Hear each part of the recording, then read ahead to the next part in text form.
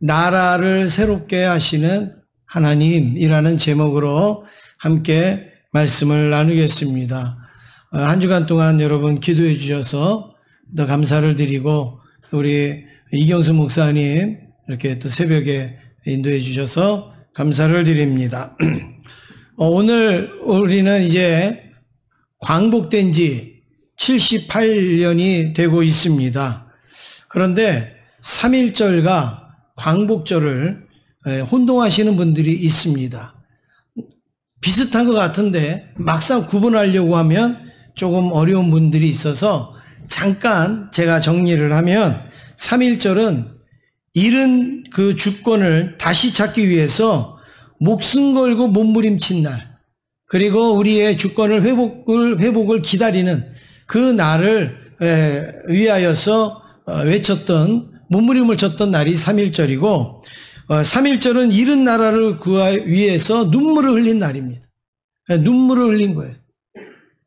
그런데 광복절은 잃은 주권을 은혜로 다시 찾은 날을 기념하는, 그래서 눈물을 흘려도 어때요? 감격의 눈물을 흘린 날이에요. 3.1절은 잃어버린 주권을 회복하기 위해서 몸부림을 치면서 눈물을 흘렸다면, 우리 광복절은 우리는 한 거 없는데 하나님이 궁극적인 은혜로 우리에게 나라를 회복시켜 주시고, 그래서 감격의 눈물을 온 국민이 흘린 날이 바로 이 광복절이라는 말씀입니다. 그러므로 오늘 우리가 이 광복의 의미를 가지고 오늘 우리가 더욱더 하나님 앞에 감사함으로 예배 드리실 수 있기를 간절히 원합니다. 광복의 기쁨과 감격은 이제 우리에게 78년이 지나는 동안 많이 사라졌습니다. 이제 광복절이 돼도 광복에 대한 기쁨과 감격은 별로 없어요. 오히려 우리 주변에 부정과 부패와 그리고 병폐, 이런 것들로 덮인 세상에 살고 있습니다. 이럴 때에 78년에 우리 잃어버린 주권을 새롭게 하신 하나님께서 우리 나라와 민족을 다시 새롭게 하여 주실 줄로 믿습니다. 그것도 누가 하시는가? 하나님이 하시는 거예요. 광복도 하나님이 주시고 나라를 새롭게 하는 것도 하나님이 하십니다. 지금까지 말씀을 드린 이 내용을 제가 히브리어로 조금 정리를 드리면 이렇게 말할 수 있습니다. 엔샬롬에서 샬롬으로, 엔샬롬의 시대에서 샬롬의 시대로, 이렇게 제가 말씀을 드릴 수가 있는데, 오늘 본문에 나오는 이 시대가 어느 시대냐면 아주 어두운 그런 사사시대입니다. 이 사사시대를 흔히 우리는 엔샬롬이라 이렇게 말하는 거예요. 엔샬롬. 이 엔이라는 단어는 여러분이 참고로 아시면 좋은데요, 아니다 이거예요. 아니다. 부정이에요. 부정. 아니다. 샬롬은 여러분이 잘 아시는 대로 평안이에요. 그러니까 엔샬롬은 평안이 없다, 평안이 아니다, 평안하지 않다, 이게 엔샬롬이에요. 사사시대는요 평안함이 없는 거예요. 엔샬롬, 불안한 거예요. 어두운 그런 시대를 살고 있었습니다. 왜 이 사사시대에는 엔샬롬인가? 왜 평안함이 없을까? 왜 기쁨이 없을까?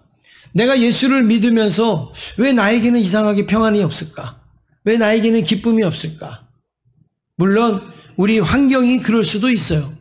그런데 우리 안에 평안함이 없기 때문에 그럴 가능성이 많은데요, 특별히 우리의 왜 사사시대가 평안이 없는가? 오늘 말씀 17장 6절 말씀을 보시면 우리가 조금 이해할 수 있습니다. 한번 화면에 있는데 같이 읽겠습니다. 시작.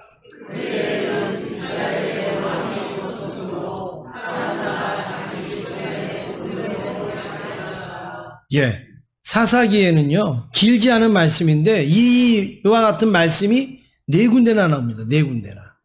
똑같지는 않지만 한 7, 80%, 조금 더 나가서는 한 90% 일치하는 내용으로 4군데나 나오는데, 사사기 18장 1절, 또 19장 1절, 그리고 21장 25절에 지금 이 17장 6절의 말씀하고 거의 흡사한 내용이 나오는데, 거기에 내용은 이겁니다. 왕이 없어서. 계속 우리는 왕이 없어서, 사사시대에는 왕이 없어서 계속 나옵니다. 지금 이들이 어두운 시대를 살고 있고 평안함이 없는 시대는 이들은 뭐라고 얘기하느냐? 왕이 없어서. 우리가 왕만 있어봐. 그러면 우리는 평안할 수 있어. 왕만 있어봐. 우리는 잘 살 수 있어. 그거예요. 우리는 왕이 없다 이거예요. 왕이 없다. 저기 이집트나 아수르나 바벨론과 같이 왕이 있으면 그 왕이 하라는 대로 하고 그러면 나라가 잘 될 텐데 우리는 왕이 없어요. 거기다가 여호수아까지 죽었어요. 그러니까 우리는 평안함이 없다 이렇게 이야기하는데, 여기서 왕이 없다라는 것은 뭐 다윗과 무슨 솔로몬 같은 왕이 없다고도 말할 수가 있지만, 이들이 말하는 것은 무엇이냐면 하나님이 없다는 거예요. 하나님이 없다. 이스라엘의 진정한 왕은 누굽니까? 하나님이에요. 모세가 다스렸던, 여호수아가 다스렸던, 다윗이 다스렸던 상관없이 이스라엘의 왕은 누구냐면 하나님이세요. 그런데 이스라엘 백성들은 뭐라고 얘기하냐? 왕이 없대요. 왕이 없대요. 만약에 여러분들이 예배를 드리시면서 또 식사를 하시면서 아니면 교제를 하시면서 계속 이렇게 얘기해 보세요. 우리 교회는 목사가 없어. 우리 교회는 목사님이 없어. 제가 있는데 만약에 여러분들이 목사님이 없어. 우리 교회는 목사님 없는 거나 다름없어. 만약에 그런 말씀을 계속 하시면 여러분 제가 여기에 있을 이유가 있어요? 없어요? 없잖아요. 하나님이 이스라엘 백성들의 왕이세요. 그런데 이스라엘 백성들은 입만 열면 뭐라 그러냐? 왕이 없어. 우리는 왕이 없어. 여러분 하나님 마음이 어떻겠어요? 하나님의 그 심령이 어떻겠어요? 사람도 목사님이 없어 그러면은 여러분 굉장히 속상하고 상처를 받을 텐데, 하나님께서 여태까지 이스라엘 백성들을 이끌어 오셨는데 우리에게는 왕이 없어. 왕이. 세상에는 왕이 이렇게 있구만 우리에게는 왕이 없어. 하나님이 왕이신데 왕이 없다고 생각하니까 평안함이 없는 거죠. 평안할 수가 없는 거죠. 오늘 우리의 삶 속에 하나님이 왕이 되시면 저와 여러분에게 평안함이 있을 줄로 믿습니다. 하나님이 계시지 않으면 여러분 세상이 평안해도 내 마음에는 평안함이 없을 수가 있습니다. 그런데 왕이 없다라는 것에 대해서 더 큰 문제가 있습니다. 그건 뭐냐? 그냥 왕이 없는 것으로 문제가 아니에요. 왕이 없는 것으로 더 큰 문제는 뭐냐? 오늘 그 사사기 17장 6절 뭐 18장 1절 여기에 쭉 뭐라고 소개하고 있냐면 이렇게 해요. 왕이 없기 때문에 자기 소견에 옳은 대로 행했다. 그러니까 왕이 없으니까 내 마음대로 했다는 거예요. 왕이 없으니까 내가 하고 싶은 대로 내 주장이 옳다고 생각을 했다는 거예요. 이게 가장 큰 문제예요. 하나님이 왕이시면 하나님의 뜻대로 했었겠죠. 그러면 평안함이 올 텐데 하나님이 없기 때문에 내 뜻대로 한 거예요. 그러니까 어떻게 해요? 맨날 실패하고 맨날 좌절하게 되는 거예요. 그래서 그 안에 평안함이 없었던 것이죠. 여러분 나라와 민족이 왜 어두워갑니까? 3만불 시대가 넘어가고 막 살기 좋아지고 옛날보다는 훨씬 더 좋아졌는데 왜 어두워진다고 말합니까? 하나님이 우리의 왕이 되지가 않으니까. 하나님을 우리의 왕으로 섬기지를 않으니까. 그것만도 괜찮은데 하나님을 왕으로 섬기지 않으니까 어떻게 합니까? 우리 소견에 옳은 대로, 내가 편한 대로, 내가 좋은 대로. 여러분 오늘날 시대를 보세요. 선생님이 아이들한테 무슨 얘기를 할 수 있습니까? 부모가 자녀들한테 무슨 이야기를 할 수 있습니까? 아니면은 무슨 사회가 사람들한테 뭘 얘기를 할 수 있습니까? 어느 누구도요 말하면 안 되는 거예요. 오늘날 시대는요. 누구도 타치하면 안 되는 거예요. 도와줘도 안 되는 거예요. 지적해도 안 되는 거예요. 요즘 우리가 그렇잖아요. 왜요? 다 자기 소견에 옳은 대로 하는, 자기 하고 싶은 대로 하는. 할머니 할아버지가 야, 왜 애들이, 니네 애들은 왜 저래? 니네 애들은 왜 습관을 왜 저렇게 들였어? 그러면 엄마 아빠가 바로 뭐라 그럽니까? 뭐라 그래요? 여러분 집에서? 엄마 조용히 해. 말하지 마. 난리나 그거 얘기하면. 그냥 못 본 채 가만히 계셔요. 말하지 마세요. 예. 뒤집어져요. 여러분 그러잖아요. 아니 여러분 그게 무슨 가정입니까? 잘못된 걸 보고도, 옳지 않은 걸 보고도, 부족한 걸 보고도 고쳐줄 수도 있고 도와줄 수도 있고 또 챙겨줄 수도 있고 하는 건데 안 돼요. 말하면 안 되는 거예요. 말하면 안 돼요. 교회에 와서도 예배를 드릴 때 내 옆에서 자녀가 예배 시작하자마자 끝날 때까지 핸드폰만 보고 앉아서 예배를 드려도 엄마가 하나 얘기 안 해요. 아빠가 얘기 하나 안 해요. 큰일 나요. 큰일 나. 줘라도 얘기 못 해요. 예? 왜요? 자기 소견에 다 옳은 대로. 자기가 최고예요. 자기가 최고.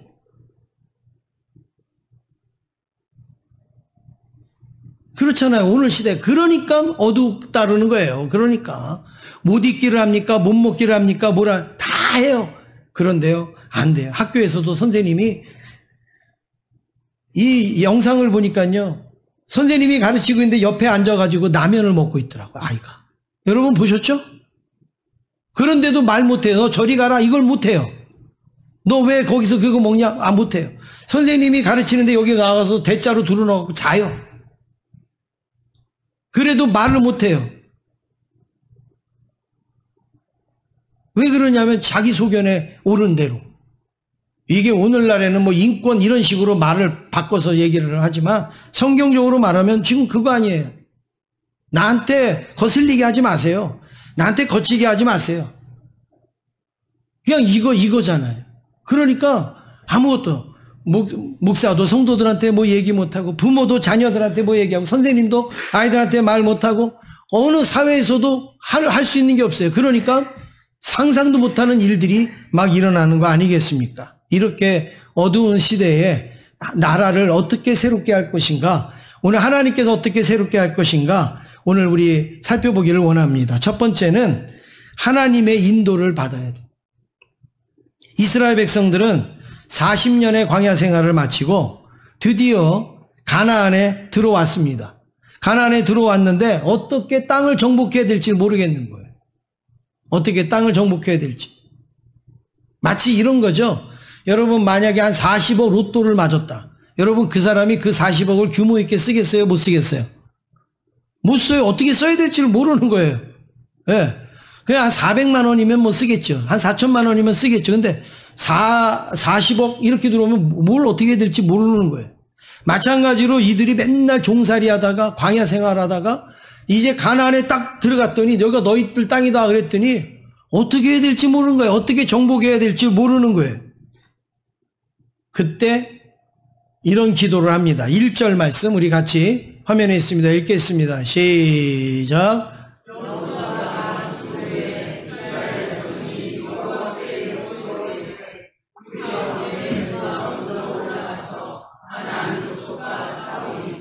예, 지금 이들이 뭐 했냐면 여호와께 여쭈었다 그랬어요.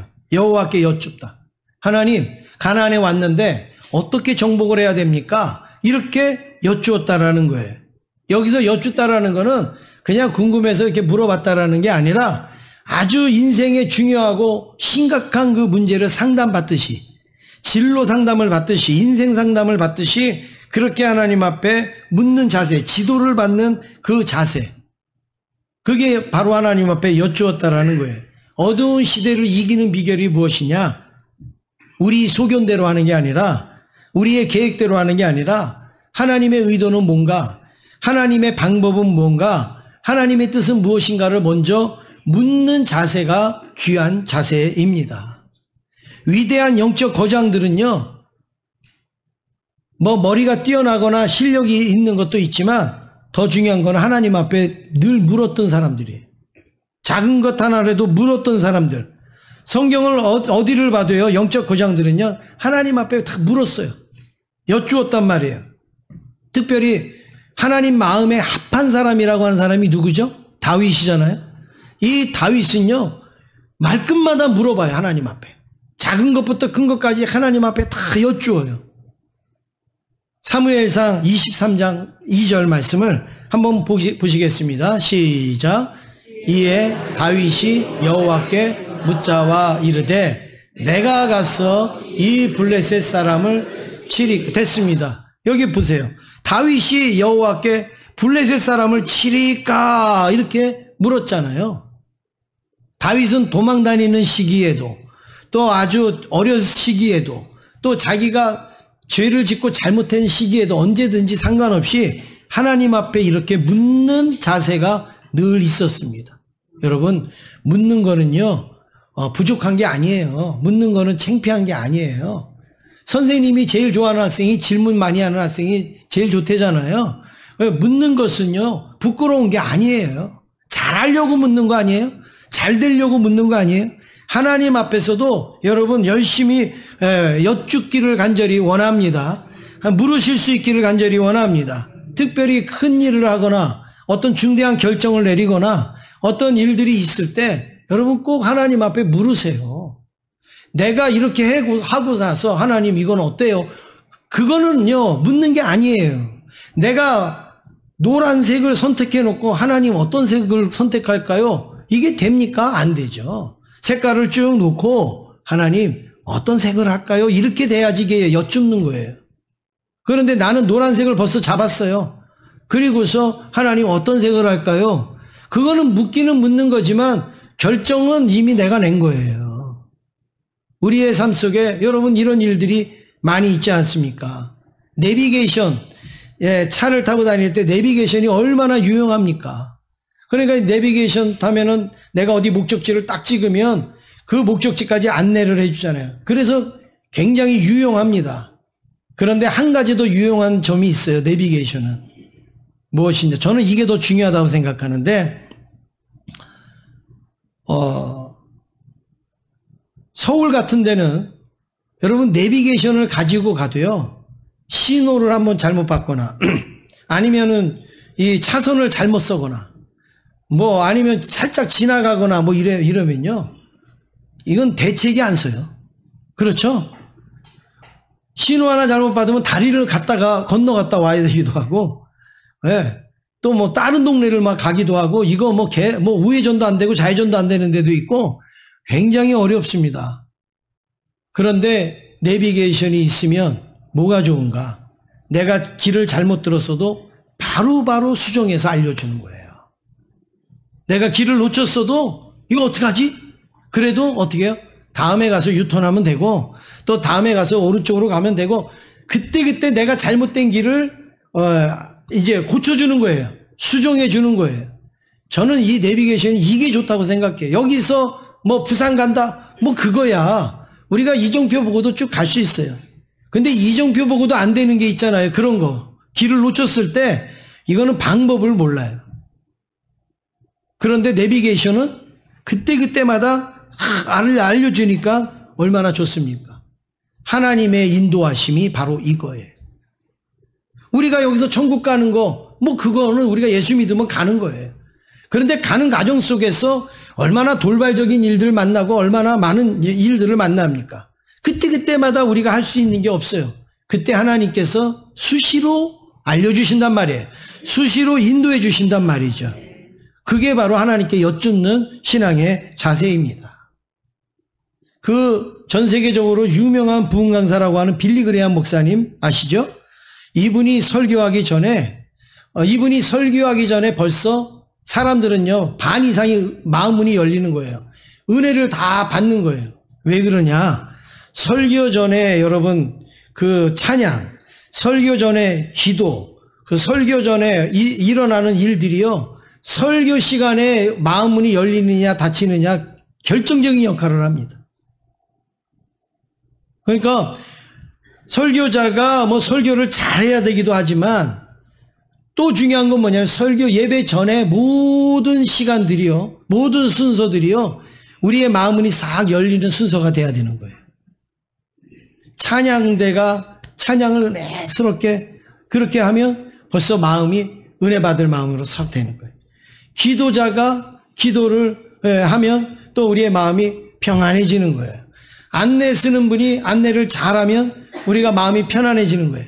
근데 안내 쓰는 분을 보면서 스트레스를 받고 여기를 들어오면 무슨 말씀을 해도 은혜가 안 되는 거죠. 그래서 여러분 예배 오시면서 가실 때까지 이 모든 게 전부 우리가 이 하나님의 은혜에 쓰여지는 도구라는 사실을 꼭 기억할 수 있기를 간절히 원합니다. 그래서 옆에 분하고 인사하세요 그러는데 새로 오는 분은 인사를 하는데 먼저 계신 분은 이러고 있어요. 그러면 그분 상처받는 거죠. 나는 인사하고 있는데 눈도 안 마주치고 쳐다도 안 봐요. 여러분 그러면 아무것도 안 했지만 나는 상처를 크게 준 거예요. 그 사람한테.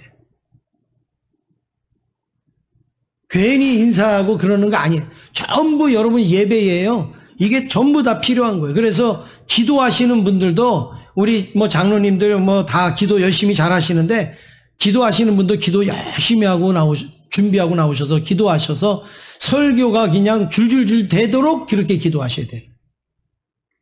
찬양대도 지금도 잘하지만 더 잘하라는 말씀이 아니라 기도로 준비하시고 주보를 주시는 분들도 또 모든 분들이 전부 그렇게 우리가 준비해야 되는 건데 이 빌리그리암 목사님이 설교를 잘하기도 했지만 그 설교 전에 간증을 하는 사람이 있었단 말이에요. 설교 전에 찬양하는 사람이 얼마나 은혜스러웠는지 그 간증과 찬양을 듣고 나면 벌써 은혜 다 받은 거예요.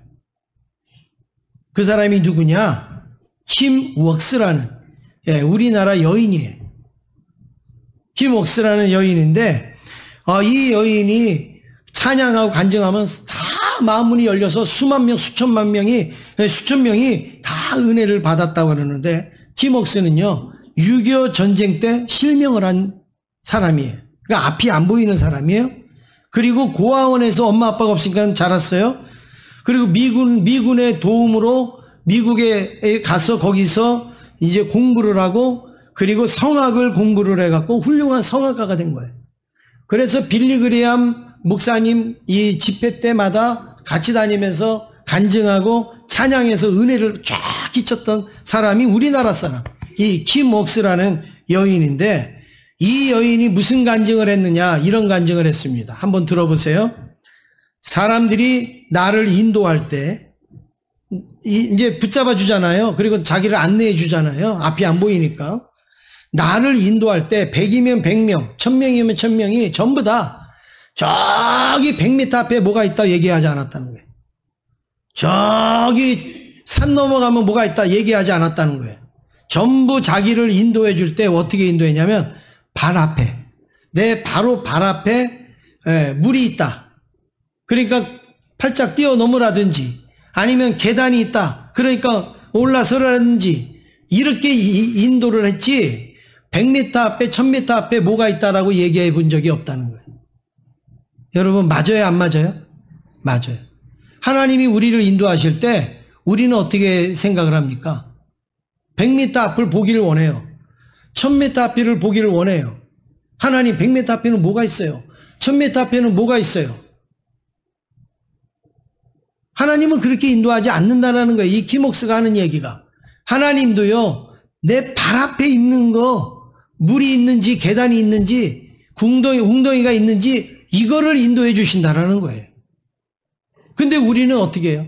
저기 앞에 뭐가 있어요? 10년 후에는 뭐가 있어요? 이렇게 하는 건 어리석은 일이라는 거죠. 하나님은 우리를 어떻게 인도하십니까? 하루하루 매일매일 순간순간 그때 길을 내가 잘못 들어가면 내비게이션이 바로 수정을 해주듯이 하나님께서 내 삶 속에 그때 바로바로 하루하루 인도하여 주시는 것이 하나님의 인도하심인 줄로 믿습니다. 옆에 있는 분하고 인사하겠습니다. 하나님께서 인도하십니다. 저는 따라가겠습니다. 인사하겠습니다.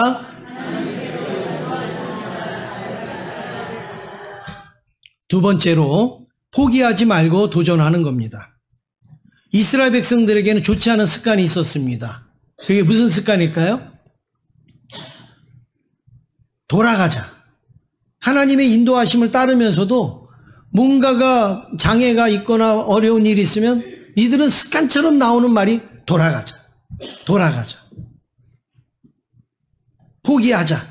그냥 가자. 이런 거예요. 휴가철인데 여러분 그런 분들이 있잖아요. 휴가철인데 어디를 여행을 가거나 뭐 이렇게 하는데 이런 습관이 있는 분은요. 휴가를 제대로 보내고 오는 분이 없어요. 뭐 조금 지나다가 뭐가 마음에 안 맞아. 아이 가 그냥. 그러니까 그분은 뭘 제대로 해본 경험이 없을 거예요 아마. 네. 이스라엘 백성들이 그랬어요. 430년 동안 종살이를 그렇게 해놓고도 광야 생활을 하면서 힘들면 어떻게 해요? 아이 돌아가. 하나님 우리 애굽으로 돌아갈래요. 이게 습관처럼 이 사람들에게 있었단 말이죠. 그런데 여러분 귀하고 값진 결과를 얻기 위해서는요. 돌아가면 안 됩니다. 포기하면 안 됩니다. 하나님의 인도하심으로 발을 내딛었으면 여러분 끝까지 도전하시고 끝까지 가실 수 있기를 간절히 원합니다. 2절 말씀 우리 같이 읽겠습니다. 2절입니다. 시작.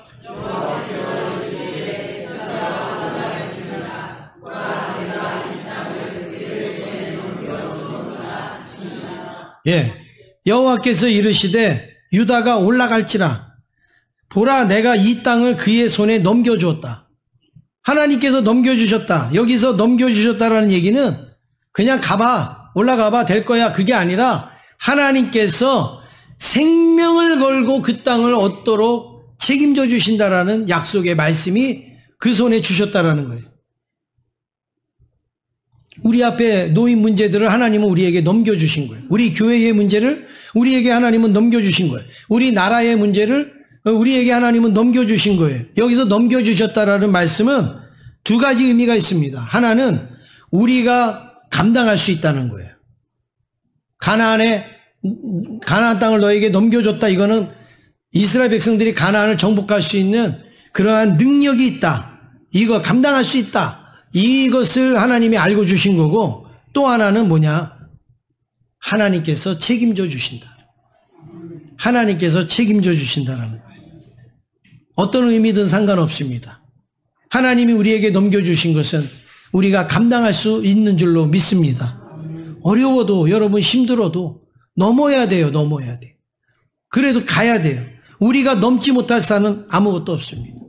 영상 하나 보여드리겠는데요. 1968년 멕시코 올림픽 마라톤 경기에 이 마지막 시간에 있었던 그 장면 영상으로 한번 여러분 먼저 보시겠습니다.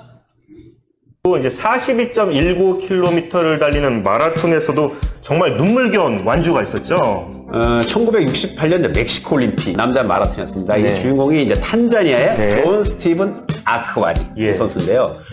자, 이 멕시코 고원이 해발 2000m가 넘죠. 그렇죠. 그다음에 날씨도 이제 섭씨 30도가 넘어서요.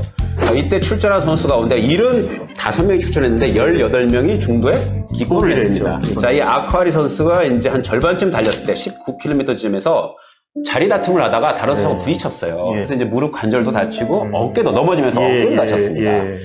그래서 그 화면을 보면요. 달리다가 걷고, 달리다가 걷고. 또 절뚝이고 이 예. 군대를 감고요. 자, 이러는 사이에 에티오피아의 마모 윌데 선수가 윌데. 2시간 20분 26초로 네. 결승선을 통과하면서 예. 우승. 이로부터 1시간 뒤니까요. 아마 그 TV 중계진이 거의 철수했고 관중도 거의 없었어요. 다 이제 빠져나갔죠. 시상식도 끝났잖아요. 시상식도 끝나고 네. 해가 완전 졌습니다. 예. 깜깜한 밤인데 이 아크와리를 반겨줄 사람은 사람이 아니죠. 달밖에 없죠. 달과 별.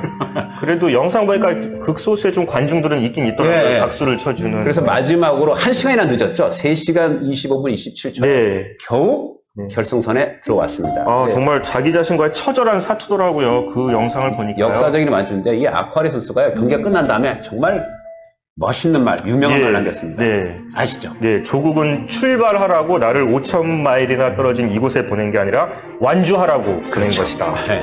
와, 정말 너무 멋있죠. 탄자니아에서 멕시코 얼마나 멉니까? 예. 비행기로도 뭐 10몇 시간 걸리는 거리인데 예. 출발하라고 예. 마라톤 그죠? 자, 경기 시작하라고 여기 보낸 게 아니다. 예. 끝내라고 네. 나를 보낸 것이다. 해가지고 자, 이 아크와리 선수가 1983년에 탄자니아의 국민 영웅이 됐고요. 네. 2008년 베이징 올림픽 친선 대사를 네. 맡게 됐습니다. 탄자니아에서 이렇게 이제 영웅 또 대접을 이건 해준 거죠. 메달보다 이상의 값진 그 어떤 예. 감동을 줬어요, 사실은. 예, 여러분, 뭐 이 사람이 인내심이 좋거나 뭐 투지가 좋다라는 걸 말씀을 드리는 게 아니에요. 관절이 다치고 어깨가 다쳤는데도 불구하고 그 끝까지 달리는 거, 그거 안 다치고도 한 20명 정도가 포기했어요. 그리고 아주 기후도 안 좋고 악조건에서 했기 때문에 얼마든지 해도 누가 비난하지 않아요. 그런데 그렇게 몸이 불편한데도 1시간 이상 늦었는데 깜깜하게 다들 철수하는데 혼자서 그 경기장에 들어갔는데 기자가 물었어요. 당신은 왜 완주를 했습니까? 중간에 포기해도 되고 그러는데 왜 완주했습니까? 그럴 때 이 아쿠아리가 뭐라고 얘기합니까? 우리 조국은 나를 땅 출발하라고 보낸 게 아닙니다.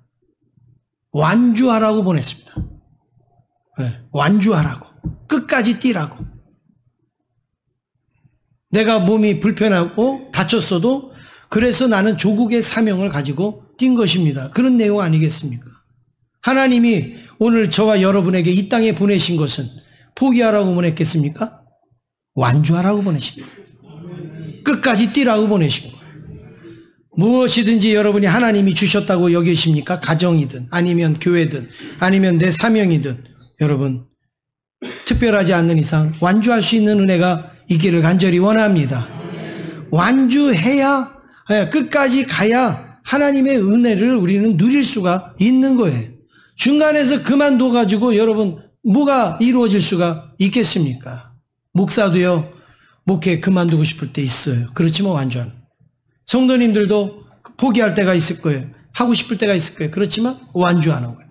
우리의 생활 속에서 직장 속에서도 여러분 그럴 때가 있을 거예요. 그렇지만 우리는 이 아쿠아리 이 사람보다도 못한 인생을 살 수는 없는 거 아니겠습니까? 마지막으로 세 번째, 말씀을 따라 행동하는 겁니다. 이스라엘 백성들이 가나안을 정복할 때에 그 가나안 사람들은 너무 거칠고 무서운 사람들이었어요. 그리고 특별히 오늘 말씀에 보면 베색이라는 이 아도니 베색이라는 왕이 아주 잔인한 왕이 있는데 이 아도니 베색이 탁 버티고 있어서 정복을 할 수가 없는데 특별히 어디에 가 있느냐? 베색이라는 요새에 들어가 있는 거예요. 베색. 요새는요 여러분 어느 나라도 정복을 할 수가 없는 데가 요새예요. 그 요새에 들어가 있으면 정복이 안 돼요. 굶어서 죽거나 뭐 말라서 죽으면 끝나도 거기 내가 숨겠다고 싶어서 들어가면 정복을 할 수가 없는 데가 요새, 지형적인 요새예요. 여기에 딱 들어가 있는데 이제 이스라엘 백성들이요 그 아도니 베색을 딱 잡습니다. 6절 말씀 같이 읽겠습니다. 6절입니다. 시작. 아도니 베색이 도망하는지라 그를 쫓아가서 잡아 그의 엄지손가락과 엄지발가락을 자르매. 예. 지금 아도니 베색 그 베색이라는 요새에 숨어있는 아도니 베색을 잡았어요. 어떻게 이 사람들이 잡았는지는 나오지 않지만 그것도 은혜겠죠. 잡았어요. 그래서 엄지손가락을 잘라냅니다. 그리고 엄지발가락을 잘라냅니다. 아주 잔인한 일을 했는데 그거는요 그 당시의 전쟁 풍토예요. 예. 상대방을 이기면 그 수족을 자른다라는 그 의미로 다 자르지는 않고 엄지손가락 그리고 엄지발가락을 다 이렇게 자르는 것이죠. 그래서 4절에 보니까 유다가 올라가매 여호와께서 가나안 족속과 브리스 족속을 그들의 손에 넘겨주셨다 그랬죠. 넘겨주셨다. 아까 그랬잖아요. 넘겨주시는 거는 하나님이 가능하니까 주시는 거고 하나님이 책임져 주시니까 넘겨주시는 거예요. 그 넘겨주셔서 바로 이 베색에서 아도니 베색을 잡고 10,000명을 죽이는 그런 아주 대승을 거두게 됐단 말이죠. 어떻게 이겼습니까? 전술로 이겼어요? 무기로 이겼어요? 아니에요. 성경에서는 어떻게 이겼느냐 이렇게 얘기합니다. 하나님께서 보냄에 갔다.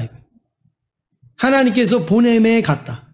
그러니까 순종이 이기게 한 거예요. 순종으로 승리하게 된 거예요. 다른 거 없어요. 순종했는데 이긴 거예요. 그냥 따랐는데 이긴 거예요.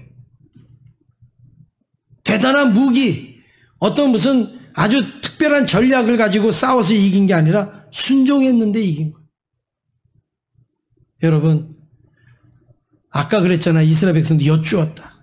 우리가 하나님 앞에 왜 여쭙냐? 하나님께서 하신 말씀을 순종하면 우리에게는 승리하게 돼 있는 거예요. 이기게 돼 있는 거예요. 그래서 여쭈는 거지 괜히 불편하게 힘들게 번거롭게 하기 위해서 여쭙는 게 아니에요.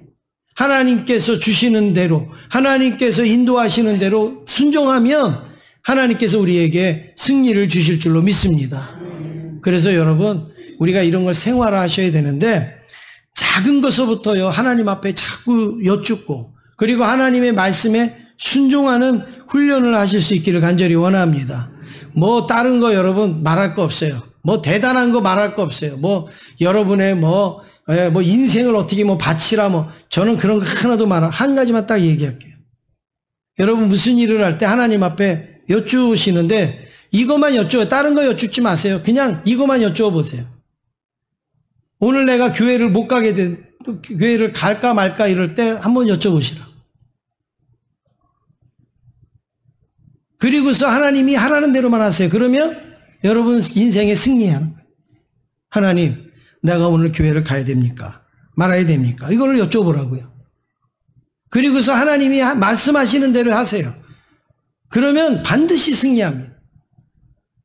뭘 큰 것 가지고 뭐 할 거 없어요. 뭐 내가 뭐 저기 1000평을 살까요? 막 여러분 그런 거 말고 그냥 오늘 내가 교회를 가야 되니까요, 말까요? 이것만 물어보세요. 그러고서 하나님이 감동 주시는 대로 하세요. 그러면 반드시 승리합니다. 오늘 이스라엘 백성들 여러분 그렇지 않습니까? 사람들이 너무 강하다고 도망가거나 타협하지 않습니다. 모든 순간에서 하나님 앞에 그 순종하고 따르니까 하나님께서 해결해 주시는 거죠. 옆에 있는 분하고 우리 인사하겠습니다. 순종은 우리가 하고 해결은 하나님께서 하십니다. 인사하겠습니다. 믿습니까? 여쭙지 않으니까 순종은 우리가 안 하고 해결은 우리가 해야 되는 게 되는 거예요. 그런데 하나님 앞에 여쭈면 순종은 우리가 하지만 해결은 누가 하시느냐 하면 하나님이 하시는 것이죠. 사랑하는 성도 여러분, 요즘 나라와 민족이 어렵습니다. 먹고 살기가 어려운 게 아니에요. 뭐가 어려워요? 교권 문제가 어렵잖아요. 교권 문제가. 선생님들이 못하겠다잖아요. 죽겠대잖아요. 괴롭대잖아요. 가만히 있어도 여러분 몇 달 전만 해도 묻지마 뭐가 유행했어요? 살인이 유행했어요? 몇 달 전만 해도 묻지마 폭행이라고 그랬어요. 근데 이제 폭행이라고 하는 다 없어지고 지금 전부 뭐가 됐어요? 묻지마 살인. 그냥 여기저기서 뭐 그냥 막 칼 들고 막 그러잖아요, 여러분. 이게 우리나라가 얼마나 지금 어려워진 거예요. 뭘 잘못해갖고 내가 해를 당했다 그러면 되지만 그것도 아닌데도 이유도 모르고 그냥 와서 하는데 그거 어떻게 합니까? 지금 시대가 이렇잖아요. 거기다가 뭐예요? 부정과 부패. 부정과 부패가 얼마나 많이 성행을 합니까? 나라를 살려야 될 정치인들이 자기 부정과 부패 이거 막는데 이거만 온 힘을 다 쓰는데 여러분 이게 되겠어요? 마약 문제. 마약 정말 심각합니다. 우리 여기 하소천에도요. 이 물을 채취하면요. 마약이 나오는 거예요. 전국의 하천에 마약이 안 나오는 하천은 없대요. 그러니 마약이 얼마나 많이 퍼져 있는지 여러분 알지 않겠습니까? 중독의 문제예요. 중독의 문제.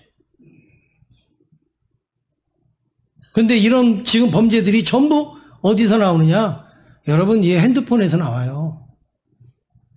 군인들도 핸드폰 쓰죠. 아이들도 이제 수업 시간에 핸드폰 하죠. 핸드폰 자체가 잘못된 게 아니라 거기에 우리의 모든 마음이나 생각이나 여러분 이런 게 빼앗기지 않습니까? 그래서 여러분 자녀들 핸드폰 너무 많이 쓰게 하는 거 아니요. 얼마나 쓰면 예배 시간에도 하냔 말이에요. 예배 시간. 어떨 때는 제가 내려가서 이 핸드폰 좀 이리 줘봐 그러고 싶을 때가 있다니까요. 우리 교회는 양호한데도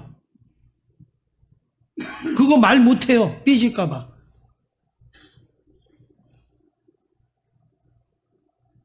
그거 말해주는 부모가 좋은 부모죠. 제대로 알려주는 부모가 옳은 부모 아니겠어요? 이렇게 어려운 시대에 우리가 살지만 하나님께서 광복을 주신 것처럼 우리나라에도 새롭게 하여 주실 줄로 믿습니다. 다시금 엔샬롬에서 샬롬으로 바뀌게 하여 주실 줄로 믿습니다. 우리 옆에 있는 분하고 마지막으로 인사하겠습니다. 하나님께서 새롭게 하실 줄 믿습니다. 인사하겠습니다.